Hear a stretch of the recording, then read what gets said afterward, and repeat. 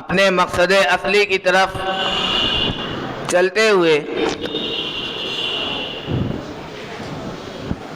اور خطاب کے لیے میں بڑے ہی ادب و احترام کے ساتھ گزارش کرتا ہوں حضرت مولانا عبد الغفار سلفی صاحب حفظہ اللہ، امام و خطیب جامع مسجد راجہ پورہ کہ حضرت تشریف لائیں اور اپنے ناصحانہ کلمات سے ہم سب کو محظوظ فرمائیں۔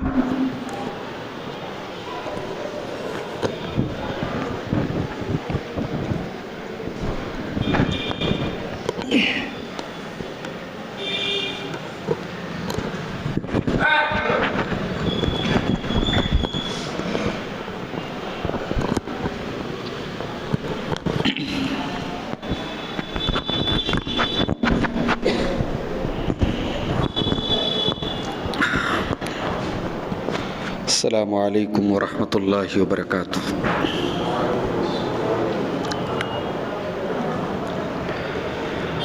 الحمد للہ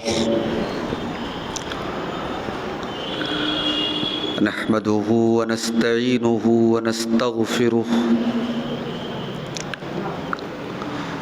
ونعوذ باللہ من شرور انفسنا ومن سیئات اعمالنا، من يهده الله فلا مضل له ومن يضلل فلا هادي له،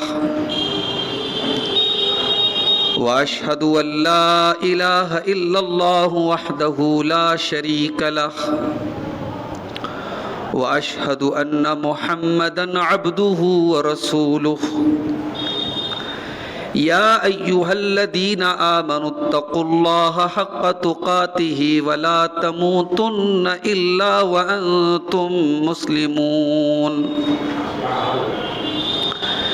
يا أيها الناس اتقوا ربكم الذي خلقكم من نفس واحدة وخلق منها زوجها وبث منهما رجالا كثيرا ونساء، واتقوا الله الذي تساءلون به والأرحام إن الله كان عليكم رقيبا۔ يا أيها الذين آمنوا اتقوا الله وقولوا قولا سديدا يصلح لكم أعمالكم ويغفر لكم ذنوبكم، ومن يطع الله ورسوله فقد فاز فوزا عظيما۔ أما بعد، فإن خير الحديث كتاب الله، وخير الهدي هدي محمد صلى الله عليه وسلم، وشر الأمور محدثاتها، وكل محدثة بدعة، وكل بدعة ضلالة، وكل ضلالة في النار۔ أعوذ بالله من الشيطان الرجيم، بسم الله الرحمن الرحيم۔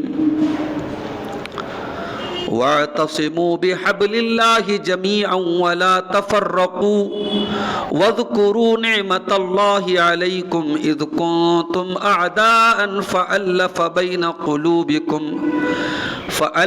بين قلوبكم فأصبحتم بنعمته إخوانا، وكنتم على شفا حفرة من النار فأنقذكم منها، كذلك يبين الله لكم آياته لعلكم تهتدون۔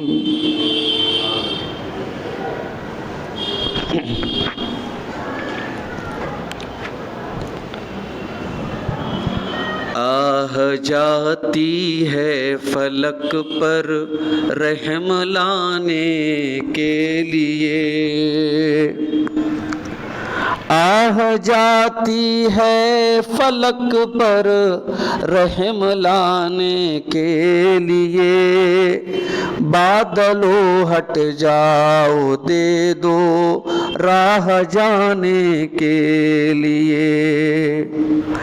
اے دعا عرض کر عرش الہی تھام کے، اے خدا رخ پھیر دے اب گردش ایام کے۔ رحم کر اپنے نہ آئی نے کرم کو بھول جا، ہم تجھے بھولے ہیں لیکن تو نہ ہم کو بھول جا۔ خلق کے رادے ہوئے، خلق کے رادے ہوئے، دنیا کے ٹھکرائے ہوئے، آئے ہیں اب تیرے در پر ہاتھ پھیلائے ہوئے۔ خوار ہیں بدکار ہیں ڈوبے ہوئے ذلت میں ہیں، کچھ بھی ہیں لیکن تیرے محبوب کی امت میں ہیں۔ حق پرستوں کی اگر کی تو نے دل جوئی نہیں، تانا دیں گے بت کہ مسلم کا خدا کوئی نہیں۔ محترم علماء کرام، بزرگوں اور دوستوں، نوجوان ساتھیوں،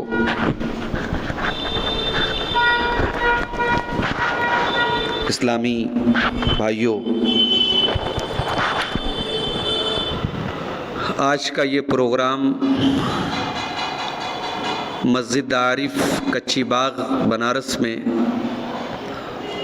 متحدہ علماء کونسل جو بنارس کے مسلمانوں کی ایک اجتماعی تنظیم ہے، ایک مشترکہ پلیٹ فارم ہے، اس پلیٹ فارم کی طرف سے آج اس مسجد میں یہ پروگرام منعقد ہوا ہے۔ اور جیسا کہ آپ جانتے ہیں کہ آج جس مسجد میں یہ پروگرام ہو رہا ہے، یہ مسجد اہل تشیع کی مسجد ہے،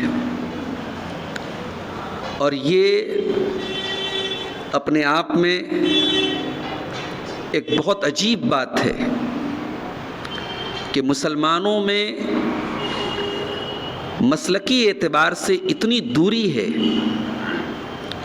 کہ ہم ایک دوسرے کی مسجدوں میں جانا بھی پسند نہیں کرتے، بلکہ بعض جگہ تو اتنی جہالت ہے کہ اگر ایک مسلک کا مسلمان دوسرے مسلک کی مسجد میں چلا جائے تو ایسے بھی واقعات ہوئے ہیں کہ اس کے ساتھ غلط سلوک ہوا ہے، اس کو بھگایا گیا ہے، مسجد کو دھلا گیا ہے، وغیرہ وغیرہ۔ تو یہ جو پلیٹ فارم ہے متحدہ علماء کونسل، سب سے پہلا سوال تو یہی ہے کہ اس طریقے کی کسی تنظیم کو بنایا کیوں گیا، اس کی ضرورت کیوں پڑی، اور کیا ضرورت تھی کہ یہ تمام مسلک کے علماء ایک پلیٹ فارم پہ جمع ہوں، اور کبھی اہل تشیع کی مسجد میں پروگرام ہو رہا ہے، کبھی اہل حدیث کی مسجد میں ہو رہا ہے، کبھی دیوبندی مسلک کی مسجد میں ہو رہا ہے، کبھی بریلوی مسلک کی مسجد میں ہو رہا ہے۔ یہ مختلف مسالک کی مسجدوں میں یہ پروگرام کیوں ہو رہے ہیں اور یہ تنظیم کیوں بنی ہے؟ یہ دو بڑے بڑے سوال ہیں، میں ان دونوں سوالوں کا جواب دے کے بات آگے بڑھاتا ہوں۔ ہندوستان کے حالات آپ بہت اچھی طریقے سے دیکھ رہے ہیں، ہمارے جان و مال، ہماری عزت و آبرو، ہمارے کاروبار، ہماری مساجد، ہمارے اوقاف، سب پر آج خطرے کے بادل منڈلا رہے ہیں، اور ہمارا دشمن جب ہمیں ٹارگٹ کرتا ہے تو وہ یہ دیکھ کے ٹارگٹ نہیں کرتا ہے کہ تو سنی ہے کہ شیعہ ہے، اس کی نظر میں تو ہم سب مسلمان ہیں۔ تو کیا اس بات کی ضرورت نہیں تھی کہ دنیا کی چھوٹی چھوٹی کمیونٹیز اپنی بات کو کہیں رکھنے کے لیے ان کا ایک پلیٹ فارم ہوتا ہے؟ مسلمان اس ملک میں اتنی بڑی کمیونٹی ہے، اگرچہ ہم اپنے آپ کو اقلیت بولتے ہیں، الپ سنکھیک بولتے ہیں، لیکن صحیح معنوں میں اگر پوچھا جائے تو ہم دوسری بڑی میجورٹی ہیں۔ اگر سوچنے کا نظریہ بدل دیا جائے، زاویہ بدل دیا جائے، تو ہم اپنے آپ کو اقلیت کہنا بند کر دیں۔ اس ملک میں ہم کوئی 10-20 لاکھ نہیں ہیں، کروڑوں کی تعداد میں۔ اس ملک میں دوسری بڑی اکثریت ہم ہیں، دوسری بڑی میجورٹی ہم ہیں۔ کیا ہماری کوئی ایسی آواز نہیں ہونی چاہیے کہ کوئی ہمارے متعلق کوئی معاملہ آ جائے تو ہم میڈیا کے سامنے کہہ سکے بھئی یہ ہماری اجتماعی آواز ہے؟ تو یہ ایک ضرورت تھی جس کو اس بنارس کے کچھ غیرت مند نوجوانوں نے، کچھ علماء نے، کچھ سماجی کارکنوں نے محسوس کیا، اور بڑی دوڑ دھوپ کر کے کبھی جامعہ سلفیہ جا رہے ہیں، کبھی جامعہ ایمانیہ جا رہے ہیں، کبھی جامعہ جوادیہ جا رہے ہیں، کبھی جامعہ مظہر العلوم میں جا رہے ہیں، تمام مسالک کے علماء سے مل کر کے آج سے تقریباً 4 سال پہلے یہ کونسل بنائی گئی، اور اس کونسل میں علماء کو ٹرسٹی بنایا گیا، اور آپ یقین کریں ہر مسلک کے جو نمائندہ علماء ہیں ان کو اس کونسل میں شامل کیا گیا۔ کوئی جماعت یہ نہیں کہہ سکتی ہمارے علماء کو نہیں لیا گیا۔ انتقال ہو گیا قاضی شہر مولانا غلام یاسین صاحب کا، وہ موجود تھے، ان کی بھی رضامندی، ان کا بھی سرٹیفکیٹ، ان کا بھی لیٹر پیڈ شامل تھا تنظیم کے لیے۔ لیکن آج کونسل قائم ہو گئی، کونسل کے انڈر میں ایک رابطہ کمیٹی بنائی گئی جس میں غیر علماء جو اس طریقے کے پلیٹ فارم سے جڑ کے کام کرنا چاہتے ہیں وہ بھی بنائی گئی۔ لیکن افسوس کے ساتھ کہنا پڑتا ہے کہ ایک ایسا پلیٹ فارم جس سے ہم بہت کچھ کر سکتے تھے، لیکن آج یہ پلیٹ فارم بھی ٹھنڈا پڑا ہوا ہے۔ آج لے دے کر کے متحدہ علماء کونسل کی طرف سے یہ پروگرام ہو رہے ہیں، اور ان پروگراموں کو لے کر کے بھی ہم بہت ڈھیلے بنے ہوئے ہیں، بڑے بے حس بنے ہوئے ہیں۔ 8 بجے کا اعلان تھا پروگرام کا، اور گھڑی میں تقریباً 9 بج رہے ہیں، اور آپ سامعین کی اور حاضرین کی تعداد دیکھیے۔ تو حالات اگر یہی رہے تو جو لوگ کونسل سے جڑے ہیں پھر ایک دن آئے گا وہ کہیں گے بھی بند کیجئے، سر کیا ضرورت ہے اس کی؟ اور آئے دن کچھ نہ کچھ ایسی چیزیں ہو رہی ہیں کہ جس میں ہمیں اجتماعی طور پہ کام کرنے کی ضرورت ہے۔ ابھی SIR کا فارم بھرا جا رہا تھا، کیا یہ ایک ضروری کام نہیں تھا کہ اس طریقے کے کاموں میں ہم مل جل کر کے ایک دوسرے کا تعاون کریں، آگے بڑھیں؟ آپ کی شہریت، آپ کی سٹیزن شپ، آپ کا وجود خطرے میں ہے، اور آپ صاحب ابھی سمجھ ہی نہیں پا رہے کہ آپ کہاں ہیں، آپ کنویں کے میڈک بنے ہوئے ہیں۔ تو متحدہ علماء کونسل یہ ایک اجتماعی پلیٹ فارم ہے میرے پیارے ساتھیوں، جس سے ہم سب کو جڑ کر کے ملی مسائل کو حل کرنے کی کوشش کرنا ہے، اس لیے یہ تنظیم بنائی گئی ہے۔ یہاں ایک بات کی وضاحت میں یہ بھی کر دوں، یہ تنظیم جب بنائی گئی علماء کا مشورہ اس میں شامل تھا، اس میں ایک بات یہ بھی آئی تو کوئی آپ سے یہ نہیں کہہ رہا ہے کہ آپ اپنے مسلک سے دستبردار ہو جائیں، اپنے عقائد سے دستبردار ہو جائیں۔ یہ کونسل آپ کے عقائد سے بحث ہی نہیں کرے گی، آپ کے مسائل پر گفتگو ہی نہیں کرے گی۔ مسائل پر گفتگو کرنے کے لیے ہر جماعت کے اپنے علماء ہیں، وہ بات کریں گے، آپ کو آپ کی رہنمائی کریں گے۔ یہ کونسل بنائی گئی ہے ملی مسائل کے لیے، جو ساری امت کے مشترکہ مسائل ہیں، کمبائنڈ مسائل ہیں۔ تو یہ پہلے سوال کا جواب تھا، یہ کونسل کیوں بنائی گئی؟ اب اس کونسل کی طرف سے یہ جلسے کیوں ہو رہے ہیں؟ سماج میں بہت ساری برائیاں ہیں جو صرف اہل تشیع کے یہاں نہیں ہیں، جو صرف اہل دیوبند کے یہاں نہیں ہے، جو صرف اہل حدیث کے یہاں نہیں ہے، جو صرف بریلوی بھائیوں کے یہاں نہیں ہے، وہ پورے سماج کی برائیاں ہیں۔ پورے مسلمان سماج کا ہر مسلمان آج بہت ساری برائیوں میں لپت ہے۔ نشے کا بازار گرم ہے تو کوئی مسلک کی بنیاد پہ نشہ نہیں کر رہا ہے۔ اسی گولگڈہ پہ شراب کا اڈا قائم ہے تو ایسا نہیں کہ وہاں ایک مسلک کا مسلمان جا رہا ہے دوسرے مسلک کا مسلمان نہیں جا رہا ہے. اذان کی آوازیں آ رہی ہیں, مسجدوں سے لوگ دور ہیں تو ایسا نہیں کہ ایک مسلک کا مسلمان بڑا نمازی ہے دوسرے مسلک کا مسلمان نمازی نہیں ہے. شادی بیاہ میں پائی جانے والی رسموں نے آج جو جینا حرام کر کے رکھا ہے اس کا تعلق کسی ایک مسلک سے نہیں ہے میرے پیارے ساتھیوں. تو یہ وہ چیز تھی کہ جو سماج میں پائی جانے والی مشترکہ برائیاں ہیں, کامن ایشوز ہیں, ان پر بات کی جائے, ان پر لوگوں کی رہنمائی کی جائے اور اس طریقے کے جلسے رکھے جائیں.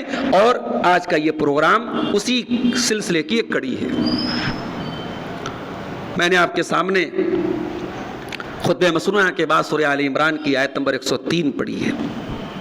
بہت مشہور آیت ہے اور یہ وہ آیت ہے جسے ہم کہہ سکتے ہیں کہ امت کو ایک دھاگے میں پیرونے کے لیے یہ آیت حکم بھی دے رہی ہے, ہمیں طریقہ بھی بتا رہی ہے. وَاعْتَصِمُوا بِحَبْلِ اللَّهِ جَمِيعًا, اللہ کی رسی کو مل کر کے تھام لو. اللہ نے رسی کہا ہے اور رسی جو ہوتی ہے وہ مل کر کے ہی تھامی جاتی ہے. اگر کوئی بہت بڑی چیز ڈوب رہی ہو اس کو بچانے کے لیے کوئی ایک آدمی رسی پکڑ کے کھینچے تو کام نہیں چلے گا, پوری کمیونٹی کو ملنا پڑے گا. اسی لیے اللہ نے جمیعہ کا لفظ استعمال کیا, اللہ کی رسی کو مل کر کے تھامو. اور اللہ کی رسی کیا ہے؟ رسی وہ ہوتی ہے جو اوپر سے آتی ہے. اللہ کی رسی اوپر سے آئی ہے, وہ کتاب اللہ اور سنت رسول اللہ صلی اللہ علیہ وسلم ہے. اللہ کے دین کو تھام لو, قرآن و سنت کو تھام لو, اللہ کی شریعت کو تھام لو, اور اکیلے نہیں, جمیعہ مل کر کے تھام لو. وَلَا تَفَرَّقُوا, اور آپس میں تفرقہ نہ کرو, آپس میں فرقوں میں نہ بٹو, گروہوں میں نہ بٹو. وَاذْكُرُوا نِعْمَتَ اللَّهِ عَلَيْكُمْ, اور یاد کرو اللہ تعالیٰ کی نعمت کو, اِذْ كُنْتُمْ أَعْدَاءً, جب تم ایک دوسرے کے دشمن تھے. فَأَلَّفَ بَيْنَ قُلُوبِكُمْ, تو اللہ نے تمہارے دلوں میں ایک دوسرے کی الفت پیدا کر دی. فَأَصْبَحْتُمْ بِنِعْمَتِهِ إِخْوَانًا, اور تم ایک دوسرے کے بھائی بن گئے. عرب کی سرزمین پر محمد عربی صلی اللہ علیہ وسلم جب آئے تو ایسا نہیں کہ دلوں میں بہت ایک دوسرے کی الفت اور محبت تھی. چھوٹی چھوٹی باتوں پر عرب میں جنگیں ہو جاتی تھیں, برس اور نسل در نسل لڑائیاں ہوتی تھیں. ایک قبیلہ دوسرے قبیلے سے لڑتا تھا, ایک خاندان دوسرے خاندان سے لڑتا تھا. اس ماحول میں نبی اکرم نے کلمے کی بنیاد پر اتحاد پیدا کیا تھا, اور یہ اتحاد ایسا تھا کہ ایک دوسرے کے لیے جان دینے والے بن گئے. مکہ کے مہاجرین جب مدینہ پہنچے, ایثار و قربانی کی وہ مثال قائم کی مدینہ کے انصار نے کہ رہتی دنیا تک وہ مثال قائم نہیں ہو سکتی. نبی نے نام لے کر کے بھائی بنایا, یہ مکہ کا مہاجر, یہ مدینہ کا انصاری, یہ آپس میں بھائی ہیں. نبی نے بھائی بنایا. آج ہماری اپنے سگے بھائی سے نہیں نپ پا رہی ہے, نہیں مسئلہ حل ہو پا رہا ہے. کہیں زمین کا جھگڑا ہے, کہیں جائیداد کا جھگڑا ہے, کہیں روپیے پیسے کا معاملہ ہے. بھائی خون کے پیاسے. وہاں نبی نے الگ خاندان, الگ قبیلہ, مکہ کا ماحول الگ, مدینہ کا ماحول الگ, نبی نے نام لے کے بھائی بنا دیا. عبد الرحمن بن عوف مکہ کے مہاجرین میں سے ہیں, سعد بن ربیع مدینہ کے انصار میں سے ہیں. اللہ کے پیارے نبی نے دونوں کو بھائی بنا دیا. عبد الرحمن بن عوف زیرو ہو کر کے آئے تھے, کچھ بھی نہیں تھا پاس میں. سعد بن ربیع بہت پیسے والے تھے. انہوں نے کہا, میرے بھائی عبد الرحمن, میں بہت مال والا ہوں, آ جاؤ, اقسم لک مالی نصفین, اپنے مال کے 2 حصے کر دیتا ہوں, آدھا تم لے لو, آدھا میں لے لیتا ہوں. آ جاؤ, اپنی زمینیں تم کو آدھی دے دیتا ہوں, اپنے کھجوروں کے باغات تم کو دے دیتا ہوں. میری 4 بیویاں ہیں, تمہاری ابھی شادی بھی نہیں ہوئی ہے, نئے شہر میں تمہیں گھر بسانا بھی ہے, کسی ایک بیوی سے تم پسند کر لو, میں طلاق دے دیتا ہوں, عدت کے بعد تم نکاح کر لینا. یہ پیشکش کر دی. مگر عبد الرحمن ابن عوف بھی خوددار تھے, عزت نفس تھی ان کے اندر. کہ بارک اللہ لک فی اہلک و مالک, اے میرے بھائی سعد بن ربیع, اللہ تیرے مال میں برکت دے, تیرے اہل و عیال میں برکت دے, مجھے تیرا مال نہیں چاہیے. میں تاجر آدمی ہوں، بزنس مین آدمی ہوں، مجھے بازار کا پتہ بتا دو. یہ قربانی، ایثار و قربانی کی مثال صحابہ نے پیش کی. اللہ وہی مثال ہمیں یاد دلا رہا ہے. وَاذْكُرُوا نِعْمَةَ اللَّهِ عَلَيْكُمْ اِذْ كُنْتُمْ أَعْدَاءً فَأَلَّفَ بَيْنَ قُلُوبِكُمْ. اے میرے بندو تم یاد کرو تم ایک دوسرے کے دشمن تھے، اللہ نے اپنے نبی کو بھیج کر تمہیں ملا دیا. فَأَصْبَحْتُمْ بِنِعْمَتِهِ إِخْوَانًا، تم بھائی بھائی بن گئے. وَكُنْتُمْ عَلَى شَفَا حُفْرَةٍ مِّنَ النَّارِ، تم جہنم کے گڑھے کے کنارے تھے. فَأَنْقَذَكُم مِّنْهَا، اللہ نے جہنم کے گڑھے سے تم کو بچا لیا. اپنے پیارے رسول کو بھیج کر، اپنے نبی کو بھیج کر تمہیں توحید کے راستے پہ لا دیا، تمہیں شرک سے بچا لیا، تمہیں جہنم سے بچا لیا. تو قرآن کی آیت ہمیں اتحاد کا درس دے رہی ہے میرے پیارے ساتھیوں. آج کا مسلمان مختلف تقسیموں میں بٹا ہوا ہے، کہیں مسلک کے نام پہ بٹا ہے، کہیں ذات اور برادری کے نام پہ بھی بٹا ہے. میں اشراف میں سے ہوں، یہ رذیل ہے، یہ چھوٹی قوم ہے، میں بڑی قوم ہوں. مغل سرائے کے ایک علاقے میں گیا، صاحب یہ نائیوں کی مسجد ہے. دلی میں ایک جگہ گیا، یہ قریشیوں کی مسجد ہے. اللہ کی مسجد کہاں گئی میرے بھائی؟ اللہ کا گھر کہاں گیا؟ اقبال نے تو ایسے ہی کہہ دیا تھا، بندو محتاج و غنی ایک ہوئے، تیرے دربار میں پہنچے تو سبھی ایک ہوئے. آپ نے تو برادریوں کے نام پہ مسجدیں بانٹ کے رکھی ہیں، اور حالات یہ ہے کہ جس برادری کو سماج میں چھوٹا مانا جاتا ہے، اونچی برادری کا سو کالڈ اپنے آپ کو اونچی برادری سمجھنے والا مسلمان اس مسجد میں نماز پڑھنے نہیں جاتا ہے. قرآن تو 1400 سال پہلے انسانی مساوات کا نعرہ بلند کرتا ہے. یا ایھا الناس انا خلقناکم من ذکر و انثی وجعلناکم شعوبا وقبائل لتعارفوا. اے لوگو، تم ایک ماں باپ کی اولاد ہو، سارے کے سارے انسان ایک ماں باپ کی اولاد ہیں. ہاں، وَجَعَلْنَاكُمْ شُعُوبًا وَقَبَائِلَ، ہم نے تمہارے قبیلے الگ الگ بنائے، خاندان الگ الگ بنائے، مگر خاندان اللہ تعالیٰ کیا عزت کا باعث نہیں ہوگا؟ ان اکرمکم عند اللہ اتقاکم، اللہ تعالیٰ کے ہاں سب سے زیادہ عزت والا وہ ہوگا جس کے پاس سب سے زیادہ تقوی ہو. حضرت نوح علیہ السلام کا بیٹا، پیغمبر کا بیٹا، ایمان نہیں لایا تو ڈوب گیا. بغاوت پر ہو آمادہ تو ڈوبے نوح کا بیٹا، یہاں نام و نسب کی برتری سے کچھ نہیں ہوتا. اگر نسب کی بات کی جائے تو ابو لہب سے بڑا نسب کس کا تھا؟ عبد المطلب کا بیٹا ہے، ہاشم کا پوتا ہے، خوبصورت بھی ہے. اس کا نام ابو لہب اسی لیے پڑا، بہت خوبصورت تھا، وہ انگارے کے جیسا چمکتا تھا. لیکن اللہ کے دین کی راہ میں رکاوٹ بنا، محمد رسول اللہ صلی اللہ علیہ وسلم کی راہ میں رکاوٹ بنا، تو قیامت تک کے لیے اس کا نام لعنت کا حقدار بن گیا. اور قرآن جب تک پڑھا جاتا رہے گا ابو لہب پر لعنت ہوتی رہے گی. تبت یدا ابی لہب وتب ما اغنی عنہ مالہ وما کسب. نہ ابو لہب کا نسب اس کے کام آیا، نہ ابو لہب کا مال اس کے کام آیا، نہ ابو لہب کی اولاد اس کے کام آئی، نہ ابو لہب کا حسن و جمال اس کے کام آیا. تو میرے عزیزوں، انسانی مساوات کا نعرہ تو 1400 سال پہلے قرآن نے بلند کیا ہے، اور آج اسی اسلام کا ماننے والا، اسی قرآن کا ماننے والا ذات اور برادری کے نام پہ اونچ اور نیچ کی تفریق کر رہا ہے. اور یہ بات یاد رکھیے، اتحاد اللہ کی بہت عظیم نعمت ہے، اور مسلمان جب تک متحد تھے، ایسا نہیں کہ صحابہ کرام کے درمیان اختلاف نہیں ہوئے، لیکن اختلاف کے باوجود ملی مفاد کے لیے صحابہ کرام ہمیشہ ایک رہے. اور اختلاف میں بھی ان کے اختلافات ذاتی مفادات کے لیے نہیں ہوتے تھے، وہ اختلاف بھی اگر کرتے تھے تو قرآن و سنت کی روشنی میں اس کو حل کرنے کا گٹس بھی رکھتے تھے. ان کے درمیان اختلافات ہوئے، لیکن جب سولیوشن پیش کیا گیا انہوں نے فوراً تسلیم کیا. بہت سارے واقعات ملتے ہیں. نبی اکرم صلی اللہ علیہ وسلم کے انتقال کے بعد آپ کو کہاں دفن کیا جائے، اس پر بھی اختلاف ہوا. حضرت عائشہ رضی اللہ تعالیٰ عنہ نے حدیث رسول پڑھ کے سنا دی کہ رسول اکرم کا فرمان میں نے سنا ہے کہ جہاں نبی کا انتقال ہوتا ہے وہیں نبی کو دفن کیا جاتا ہے. اختلاف ختم ہو گیا. تو اختلاف ہونا یہ کوئی بہت بعید بات نہیں ہے، لیکن اختلاف کو جھگڑے کی اور لڑائی کی جڑ بنا لینا اور اختلاف کی بنیاد پر تفرقہ کرنا یہ غلط ہے میرے پیارے ساتھی. اور اللہ نے عذاب قرار دیا ہے اس کو. اختلاف کبھی رحمت نہیں ہو سکتا, تفرقہ کبھی رحمت نہیں ہو سکتا. تفرقہ اور آپس میں بٹنا اور امت کا آپس میں لڑنا یہ عذاب ہے اللہ کا.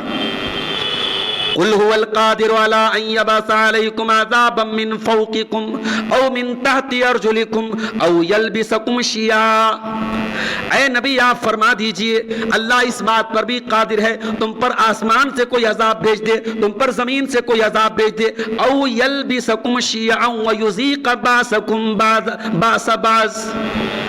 اور اللہ تعالیٰ اس بات پر بھی قادر ہے کہ تم کو آپس میں گروہوں کی شکل میں آپس میں لڑا دے, تم ایک دوسرے سے لڑنے لگو. تو یہ اللہ کے عذاب کی ایک شکل ہے. اور اسی لیے اللہ کے پیارے نبی صلی اللہ علیہ وسلم نے مختلف حدیثوں میں امت کو اتحاد کا درس دیا ہے.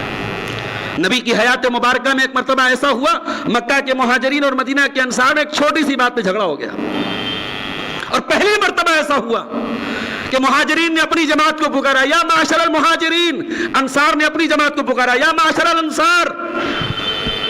اللہ کے نبی نے بڑا خطرناک لفظ استعمال کیا.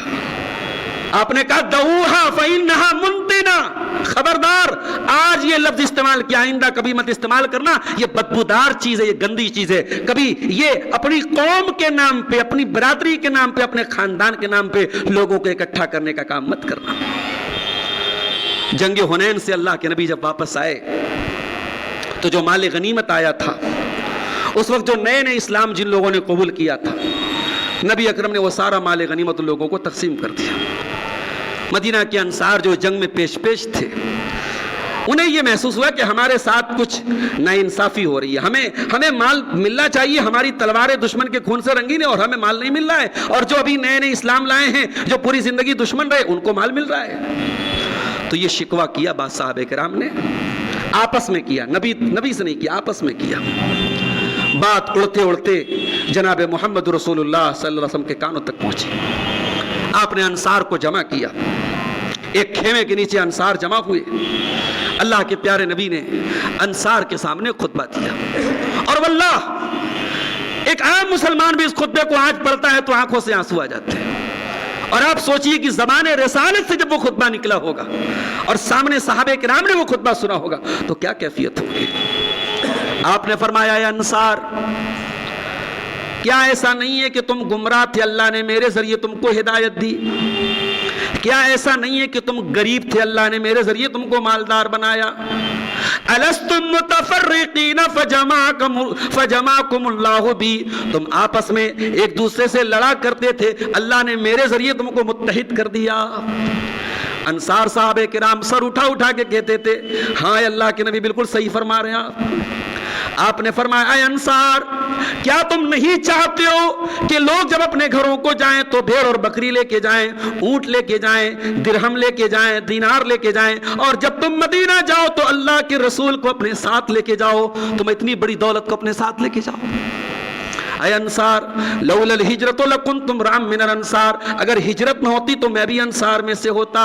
الانصار الناس دثار والانصار شعار, باقی لوگ تو اوپر کے کپڑے کی طرح ہیں, لیکن انصار تم میرے اندر کے جو جسم سے لگا ہوتا ہے اس کپڑے کی طرح ہو تم. پھر آپ نے دعا کی اللہم ارحم الانصار, اے اللہ انصار پر رحم فرما, ان کے بچوں پر رحم فرما. اور نبی نے جب یہ دعائیں کی ہیں پورا انصار کا مجمع رو رہا تھا, سب کی داڑھی آنسوں سے تر ہو گئی میرے پیارے ساتھی.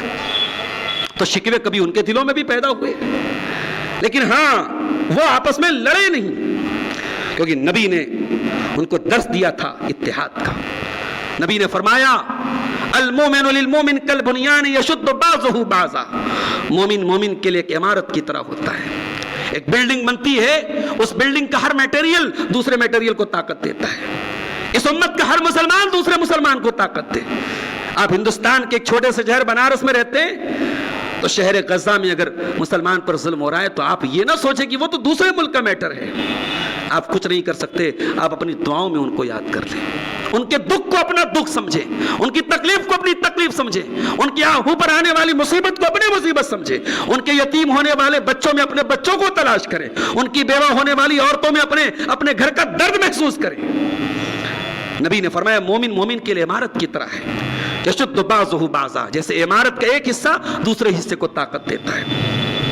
ایک اور حدیث میں اللہ کے پیارے نبی صلی اللہ علیہ وسلم فرمایا مثل المؤمنین فی توادہم وتعاطفہم وتراحمہم کمثل الجسد الواحد اذ اشتکا منہ عضو تداعی لہ سائر الجسد بالسہر والحمى. اللہ اکبر. نبی مثال دے تو نبی سے بہترین مثال کون دے سکتا ہے؟ فرمایا اے مسلمانوں تمہاری آپس کی ہمدردی محبت اور پیار اور رفاقت کی مثال ایسی ہو جیسے انسان کا جسم ہوتا ہے, جیسے ہیومن باڈی ہوتی ہے, مانو شریر ہوتا ہے. انسان کے بدن میں کہیں ایک حصے میں تکلیف ہو پورا بدن بے چین ہو جاتا ہے. آپ کے پاؤں میں کانٹا چبھتا ہے آنسو آنکھ سے بہتے ہیں, پورا بدن کنیکٹڈ ہے, جڑا ہے. اے مسلمانوں تم آپس میں اتنے جڑے رہو. میرے پیارے ساتھیوں, اگر ایک چھوٹی سی تنظیم بنی ہے اور آپ کے شہر کے مسلمانوں کو جوڑنے کے لیے بنی ہے اور وہ بھی اگر آپ کو اتحاد کا درس نہیں دے پا رہی ہے تو پھر ہم کس بات کا انتظار کریں؟ پھر تو ہم تو قیامت کا انتظار کر رہے ہیں. تب تو اللہ کے واسطے میرے بھائیو اتحاد پیدا کیجیے. فرد قائم ربط ملت سے ہے تنہا کچھ نہیں, موج ہے دریا میں اور بیرون دریا کچھ نہیں. جب تک آپ ملت کا درد اپنے دل میں نہیں پیدا کریں گے, جب تک آپ کے اندر امت کا درد, آپ کے نبی اسی درد کو لے کر جیتے تھے. کل جمعہ کا دن آپ نے سورہ کہف پڑھی ہوگی, جمعہ کے دن پڑھنی چاہیے سورہ کہف. سورہ کہف میں آپ نے یہ آیت پڑھی ہوگی, اللہ اپنے رسول سے کہتا ہے فَلَعَلَّكَ بَاخِعٌ نَفْسَكَ عَلَىٰ آثَارِهِمْ إِن لَّمْ يُؤْمِنُوا بِهَٰذَا الْحَدِيثِ أَسَفًا. اے نبی, آپ لوگوں کے ایمان لانے کی چنتا میں اتنا پریشان ہوتے ہیں کہیں آپ اپنے آپ کو ہلاک نہ کر دیں, اپنے آپ کو ختم نہ کر دیں. نبی کو چنتا اس بات کی, فکر اس بات کی, ٹینشن اس بات کی ہے لوگ ایمان کیسے لے آئیں. یہ چنتا آپ کے اندر کیوں نہیں ہے؟ آپ کے پاس توحید ہے, آپ کے پاس ایمان ہے, آپ کے پاس قرآن ہے. یہ قرآن دوسروں تک کیسے پہنچے, یہ توحید دوسروں تک کیسے پہنچے, یہ درد آپ کے اندر ہونا چاہیے میرے پیارے ساتھیوں. آج تو صاحب ہم نے فتوے دے کے رکھے, فلاں سے ہاتھ ملایا تو نکاح ٹوٹ جائے گا, فلاں سے سلام کر دیا تو اسلام سے خارج ہو جاؤ گے. ہم نے تو یہ فتوے دے کے رکھے. نبی نے فرمایا حق المسلم علی المسلم ست, مسلمان کا مسلمان پر 6 حق ہے. یہ بھائی کا بھائی پر حق نہیں بتایا جا رہا ہے, یہ پڑوسی کا پڑوسی پر نہیں بتایا, یہ ایک مسلمان کا دوسرے مسلمان پر حق ہے. اگر آپ کی ڈکشنری میں اگر صرف آپ اپنے آپ کو مسلمان سمجھتے تو بات الگ ہے, لیکن اگر آپ دوسرے کو بھی مسلمان سمجھتے ہیں, چاہے بگڑا ہوا مسلمان ہی مان لو, چاہے اپنے عقیدے کے سے کمزور عقیدے والا مسلمان مان لو, اپنے سے کمزور ایمان, اگر مسلمان مانتے ہو تو نبی کی یہ حدیث سن لو. نبی نے فرمایا مسلمان کا مسلمان پر 6 حق ہے. پہلا حق کیا ہے؟ اذا لقیتہ فسلم علیہ, جب مسلمان سے ملاقات ہو تو سلام کرو. جو گریٹنگ کا طریقہ اسلام کا ہے دنیا میں اس طریقے کی نظیر نہیں ہے. دنیا کے اور مذاہب میں good morning, good evening, good night, کہیں ان کے معبودوں کا نام لے کے پکارا جا رہا ہے. اسلام میں السلام علیکم ورحمۃ اللہ وبرکاتہ کہہ کے پکارا جاتا ہے. سلامتی کی دعا ہے, رحمت کی دعا ہے, برکت کی دعا ہے. ارے دشمنی کی آدھی برف تو اسی پر پگھل جائے گی. سامنے اگر مسلمان مل گیا, جتنا بھی کٹر دشمن ہے, سلام کر دیا آپ نے تو دشمنی کی برف تو یہی پگھل گئی. آپ نے رحمت کی دعائیں کر دی, آپ نے سلامتی کی دعائیں کر دی, آپ نے برکت کی دعائیں کر دی. نبی نے فرمایا پہلا حق ہے ملاقات ہو تو سلام کرو. دوسرا حق کیا ہے؟ وَإِذَا اسْتَنصَحَكَ فَانصَحْ لَهُ, مسلمان آپ سے مشورہ مانگے, نصیحت مانگے تو صحیح مشورہ دو, غلط رائے مت دو, غلط مشورہ مت دو. اس کی خیر خواہی, اس کی بھلائی چاہو. اور تیسرا حق کیا ہے؟ وَإِذَا دَعَاكَ فَأَجِبْهُ, مسلمان آپ کو دعوت دے تو دعوت قبول کرو. چوتھا حق کیا ہے؟ وَإِذَا عَطِسَ فَحَمِدَ اللَّهَ فَشَمِّتْهُ, اگر آپ کا مسلمان بھائی آپ کے سامنے چھینکے اور چھینک کر کے الحمدللہ پڑھے تو آپ کو یرحمک اللہ. اور پانچواں حق کیا ہے؟ وَإِذَا مَرِضَ فَعُدْهُ, آپ کا مسلمان بھائی بیمار ہو جائے اس کی عیادت کرو. اور چھٹا حق کیا ہے؟ وَإِذَا مَاتَ فَاتَّبِعْهُ, انتقال ہو جائے تو اس کی جنازے میں شرکت کرو. یہ 6 حق ہے ہر مسلمان کا دوسرے مسلمان. ہمارے یہاں یہ تمام چیزیں غائب ہو رہی ہیں میرے پیارے ساتھی. یہ مسلمانوں کے آپسی حقوق غائب ہو رہے ہیں. ایک دوسرے پر الزام تراشی کا ماحول بنا ہے, ایک دوسرے کی خیر خواہی کا ماحول نہیں ہے. ہماری غلطی دوسرے کی غلطی ہے ہماری، ہم اپنی ہم نے کئی بڑا اچھا جملہ میں نے پڑھا تھا کہ ہم دوسروں کی غلطیوں پر جج بن جاتے ہیں اور اپنی غلطیوں پر وکیل بن جاتے ہیں. ہم اپنی غلطیوں پر وکیل بن جاتے ہیں، دوسروں کی غلطیوں پر جج بن جاتے ہیں. ایسا کیوں کرتے ہیں میرے بھائی؟ آپ دیکھیے صحابہ کرام کے اندر کتنا بڑا دل تھا ان کے پاس.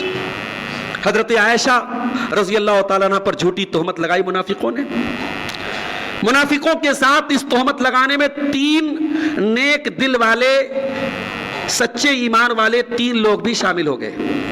بہت مشہور واقعہ ہے، ہمارے ہاں سیرت کی اور حدیث کی کتابوں میں موجود ہے یہ واقعہ.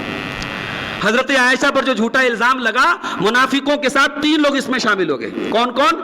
حضرت حسان بن ثابت، اور اسی طریقے سے حضرت مصطح بن اساسہ، اور اسی طریقے سے حضرت زینب بنت جہش کی ایک بہن تھی حمنہ بنت جہش. یہ 3 لوگوں کا نام آتا ہے. ان 3 لوگوں کو بعد میں جب قرآن کی آیتیں نازل ہوئی حضرت عائشہ کی برات میں، تو ان 3 لوگوں کو 80 کوڑے کی سزا سزا دی گئی، جو اسلام میں سزا ہے. اگر کسی عورت، پاک دامن عورت پر اگر جھوٹی تہمت لگائی جائے، بدکاری کی تہمت لگائی جائے، تو 80 کوڑے کی سزا ہے. اب غور کیجیے گا جو پوائنٹ میں پیش کرنا چاہتا ہوں. حضرت ابو بکر کے ایک خالہ زاد بھائی تھے، ان کے کزن تھے، ان کا نام تھا مصطح بن اساسہ. حضرت ابو بکر ان کو مہینے کا خرچ دیتے تھے. اب ظاہر ہے رشتہ داری بھی تھی، وہ غریب بھی تھے، مہاجرین میں سے تھے. جب قرآن کی آیت اتری اور 80 کوڑے مارے گئے، تو ظاہر ہے ہر باپ وہی کام کرے گا جو اب حضرت ابو بکر نے کیا. حضرت ابو بکر نے قسم کھا کے کہا کہ اللہ کی قسم، میں آج کے بعد مصطح کے اوپر ایک پیسہ خرچ نہیں کروں گا. ان کی بیٹی پر غلط تہمت لگانے والوں میں مصطح شامل تھے. انہوں نے قسم کھا کے کہا کہ میں آج کے بعد ایک پیسہ خرچ نہیں کروں گا. جب سورہ نور کی آیتیں نازل ہوئی اور اللہ نے فرمایا وَلَا يَأْتَلِ أُولُو الْفَضْلِ مِنْكُمْ وَالسَّعَةِ أَنْ يُؤْتُوا أُولِي الْقُرْبَى، جو تم میں سے اہل فضل ہیں وہ قسم نہ کھائیں کہ وہ غریبوں کو، مسکینوں کو اور اللہ کی راہ میں ہجرت کرنے والوں کو نہیں دیں گے. ایسی قسم نہ کھائیں. أَلَا تُحِبُّونَ أَنْ يَغْفِرَ اللَّهُ لَكُمْ، کیا تم یہ نہیں چاہتے کہ اللہ تم کو بخش دے، اللہ تم کو معاف کر دے؟ جب قرآن کی آیت اتری، حضرت ابو بکر نے فوراً اپنی غلطی سے رجوع کیا اور روتے ہوئے کہا کہ اللہ ہم تو یہی چاہتے تو ہمیں بخش دے. اور اس کے بعد وہ جو خرچ کرتے تھے اپنے خالہ زاد بھائی پر، وہ خرچ کرنے لگے. یہ کتنے بڑے کلیجے کی بات ہے کہ آپ کی بیٹی پر کوئی غلط تہمت لگائے اور آپ قرآن کے اترنے کے بعد اس پر پیسہ خرچ کریں، اس کو مہینے کا خرچ دیں. یہ کام صحابہ نے کر کے آنے والی نسلوں کو ایک مثال دیا ہے میرے پیارے ساتھیوں. حضرت علی رضی اللہ تعالیٰ عنہ ایک مرتبہ ایک میدان جنگ میں دشمن کو انہوں نے پچھاڑا اور قریب تھا کہ دشمن کو قتل کر دیں. دشمن نے ان کے منہ پر تھوک دیا. حضرت علی ہٹ گئے، چھوڑ دیا اس کو. کہا کہ ارے آپ تو میرے اوپر قابو پا گئے تھے، کیوں نہیں قتل کر دیا آپ نے؟ کہا کہ ابھی تک میں اللہ کے لیے لڑ رہا تھا، ابھی تک اللہ کے لیے تجھ سے قتال کرتا، اب تو نے میرے چہرے پر تھوکا ہے، اب اگر میں نے تجھے قتل کیا تو یہ ذاتی انتقام ہو جائے گا. اللہ اکبر. یہ صحابہ کرام تھے. نبی اکرم نے حضرت علی اور حضرت فاطمہ کو جو تسبیح سکھائی تھی، تسبیح فاطمہ، شاید آپ پڑھتے ہو، نہیں پڑھتے ہو تو پڑھنا چاہیے. رات میں سونے کے ٹائم 33 مرتبہ سبحان اللہ، 33 مرتبہ الحمدللہ، 34 مرتبہ اللہ اکبر. یہ تسبیح فاطمہ ہے. یہ پیارے رسول نے اپنی پیاری بیٹی کو یہ تسبیح سکھائی تھی. اور نبی نے فرمایا تھا اپنی بیٹی سے کہ اگر یہ تسبیح پڑھ کے رات میں سو جاؤ گی تو تمہیں کسی غلام کی، کسی خادم کی کوئی ضرورت نہیں پڑے گی. حضرت علی رضی اللہ تعالیٰ عنہ جب یہ تسبیح فاطمہ کی حدیث بیان کرتے ہیں تو حضرت دیکھیے ہمارے بیچ میں اور صحابہ کے بیچ میں کیا فرق تھا، ہمارے بیچ میں اور اہل بیت کے درمیان کیا فرق تھا. ذرا غور کریں، ان کے ایمان اور تقوی کی مثال دیکھیں آپ. حضرت علی رضی اللہ تعالیٰ عنہ نے جب اس تسبیح فاطمہ کے واقعے کو بیان کیا، مسند احمد کی روایت تھے. پوچھنے والے نے پوچھا، حضرت علی نے کہا کہ جب سے نبی سے یہ تسبیح میں نے سنی ہے تب سے یہ تسبیح میں برابر پڑھتا ہوں، رات میں جب بھی سوتا ہوں میں یہ تسبیح پڑھ کے سوتا ہوں. پوچھنے والے نے پوچھا ولا لیلۃ الصفین، اے حضرت علی آپ کی زندگی میں ایک رات آئی تھی، جنگ صفین کی رات تھی، اگلی صبح دشمن کے ساتھ جنگ ہونی تھی، اس جنگ کے آپ لیڈر تھے، اتنی بڑی جنگ تھی، اتنی بڑی ٹینشن تھی آپ کے دماغ پر، کیا اس رات بھی جب آپ سوئے تو یہ تسبیح پڑھ کے سوئے تھے؟ حضرت علی رضی اللہ تعالیٰ عنہ نے فرمایا ولا لیلۃ الصفین، میں صفین کی رات بھی یہ تسبیح پڑھ کے سویا تھا. صحابہ کرام گفتار کے غازی نہیں تھے، کردار کے غازی تھے. وہ جو حدیثیں سنتے تھے، جو باتیں سنتے تھے اللہ کے رسول سے، ان پر عمل کرتے تھے. اور یہ کام مرد ہی نہیں عورتیں بھی کرتی تھی اس دور میں. حضرت ام حبیبہ پیارے رسول کی زوجہ محترمہ، ہم سب کی پیاری ماں، حضرت ام حبیبہ رضی اللہ تعالیٰ عنہ کہتی ہے، مسلم شریف کی روایت ہے، صحیح مسلم کی روایت ہے، انہوں نے کہا کہ اللہ کے نبی نے فرمایا جو 12 رکعت نماز پابندی سے پڑھتا ہے اللہ تعالیٰ جنت میں اس کے لیے ایک محل تعمیر کرتا ہے. 12 رکعت جو سنت نمازیں ہیں، فجر کی 2 رکعت ہے، ظہر میں 4 رکعت ہے، مغرب کے بعد کی 2 رکعت ہے، عشاء کے بعد کی 2 رکعت ہے، 12 رکعت سنت رواتب جن کو بولتے ہیں، سنت موقدہ جس کو بولتے ہیں. حضرت ام حبیبہ کہتی ہیں فما ترکتہن منذ سمعتہن من رسول اللہ صلی اللہ علیہ وسلم، جب سے میں نے یہ حدیث اللہ کے رسول کی سنی ہے، یہ فرمان سنا ہے، یہ 12 رکعتیں میں نے کبھی چھوڑی نہیں ہیں. یہ ایک خاتون کہتی ہیں.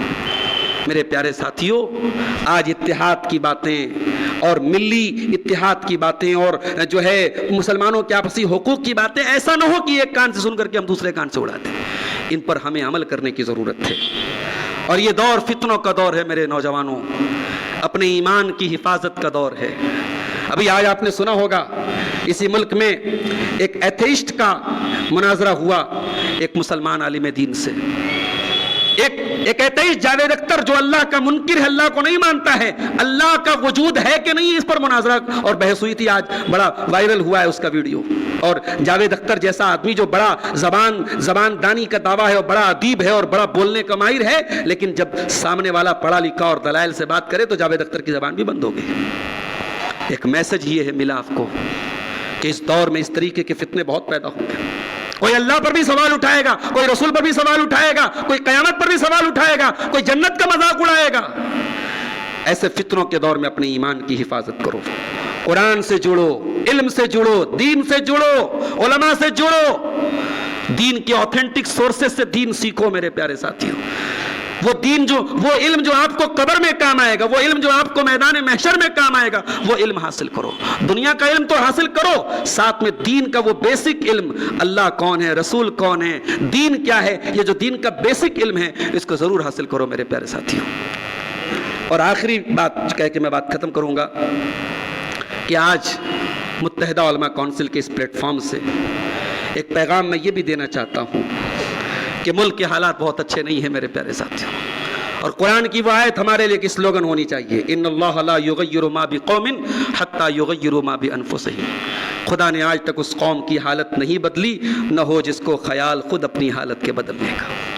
کوئی تنظیم اگر 100 سال پہلے کی پلاننگ کر کے آج ملک کے ہر شعبے میں حاوی ہو چکی ہے تو آپ کو بھی پلاننگ کرنی پڑے گی. اور ہم یہ نہیں کہتے کہ آپ نفرت کا جواب نفرت سے دیں.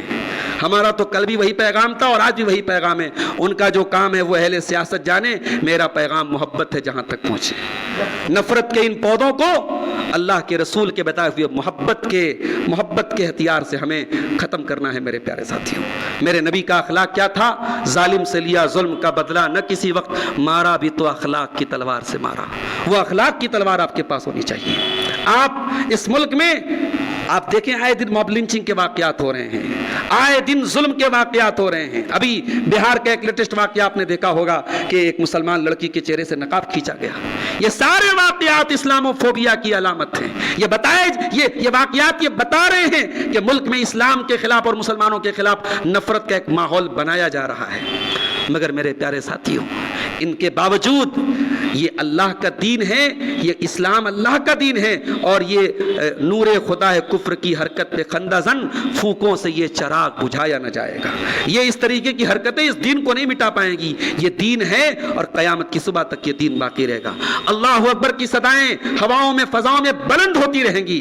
لا الہ الا اللہ اور محمد رسول اللہ کا یہ کلمہ قیامت کی صبح تک باقی رہے گا. اور جب تک روئے زمین پر ایک آدمی بھی اللہ کا نام لینے والا ہے، یہ زمین ختم نہیں ہوگی، یہ دنیا فنا نہیں ہوگی. اس لیے میرے پیارے ساتھیوں، ابھی ہمارے مولانا شعیب صاحب نے جو تلاوت کی تھی، جو آیت انہوں نے پڑھی تھی، ان الذین قالوا ربنا اللہ ثم استقاموا، اللہ کو اپنا رب ماننے کے بعد اس پر جم جاؤ، ڈٹ جاؤ، استقامت پیدا کرو.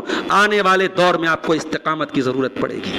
یاد رکھو میرے بھائیوں، آپ نے اگر استقامت کا پاٹ نہیں پڑھا اور ایمان کے راستے پر نہیں جمے رہے، آنے والا دور بڑا نازک ہے، اور آپ کے ایمان کو کبھی لالچ دے کر کے خریدا جائے گا، کبھی ڈرا دھمکا کر کے آپ کے ایمان سے آپ کو دور کرنے کی کوشش کی جائے گی۔ اور اسلام کے دشمنوں کی پلاننگ یہی ہے کہ آپ کو مرتد کر دیا جائے، آپ کو دین سے ہٹا دیا جائے۔ لیکن کامیاب وہی لوگ ہوں گے جو اس دین پر قائم رہیں گے، جو توحید پر قائم رہیں گے، جو ایمان پر قائم رہیں گے۔ اللہ سے دعا ہے رب العالمین ہمیں توحید و سنت پر قائم رہنے کی توفیق عطا فرمائے۔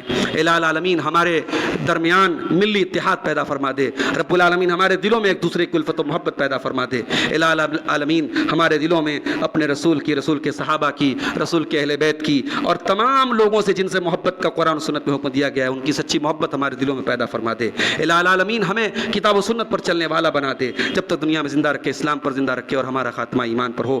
آمین۔ وآخر دعوانا ان الحمد للہ رب العالمین، والسلام علیکم ورحمۃ اللہ وبرکاتہ۔